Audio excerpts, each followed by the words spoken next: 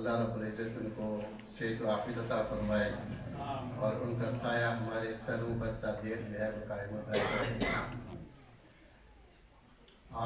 آج ہم نبی کریم صلی اللہ علیہ وسلم کی احادیث کا درس سننے کے لیے حاضر ہیں، اس کے بارے میں اہل علم لکھتے ہیں کہ جس جگہ نبی کریم صلی اللہ علیہ وسلم کے احادیث پڑھی جا رہی ہوں، جس جگہ نبی کریم صلی اللہ علیہ وسلم کی احادیث کی کتاب موجود ہو، اس مجلس کا ادب ویسے ہی ہے جیسے نبی کریم صلی اللہ علیہ وسلم کی مجلس کا ہے۔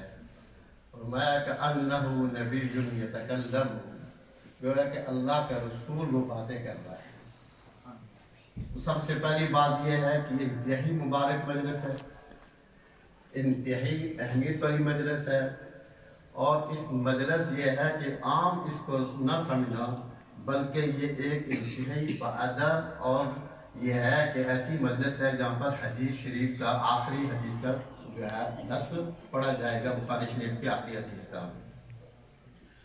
ایک زمانہ تھا کہ لوگوں کے اندر دین کا درد تھا، دین کی قدر تھی۔ تاریخ کے اندر مورخین لکھتے ہیں بغداد میں، بصرہ میں، دمشق میں، مدینہ منورہ میں، مکہ مکرمہ میں احادیث کے درس ہوا کرتے تھے۔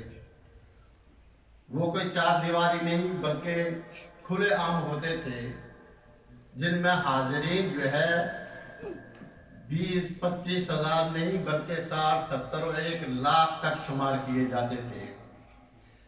ان پڑھنے والوں میں صرف علماء اور طلباء نہیں تھے، بلکہ تاجر اور صنعتکار، ذمہ دار اور کاشتکار، وقت کے حکمران اور بادشاہ اور شہزادے بھی ہوتے تھے۔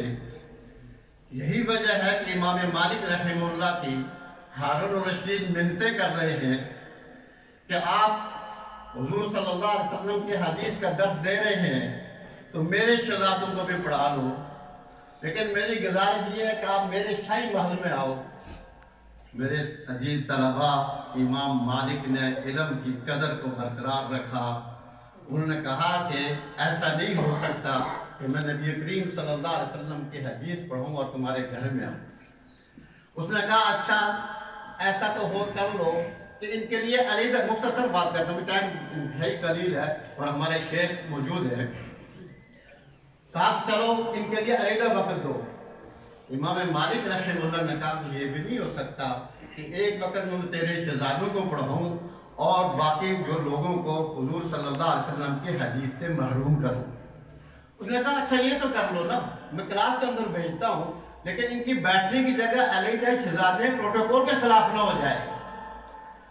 انہوں نے کہا ہارون الرشید تو اس کو عمر اعظم کی حدیث پڑھانے کے لیے بھیجتا ہے کہ دنیا کے اندر آیا، اس نے کالے اور گورے کا فرق مٹایا، اس نے امیر اور غریب کا فرق مٹایا، اس نے جہاں کہا کہ ایک ہی صف میں بادشاہ کھڑا ہوگا، ایک ہی صف میں وزیر کھڑا ہوگا، اسی صف میں فقیر کھڑا ہوگا، تو مجھے کہتا ہے میں پڑھوں اس پیغمبر اعظم کی حدیث اور میں یہ فرق قائم کروں؟ ایسا نہیں ہو سکتا۔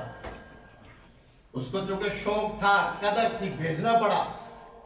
دوسری بات، حدیث کتنی اہمیت کی چیز ہے۔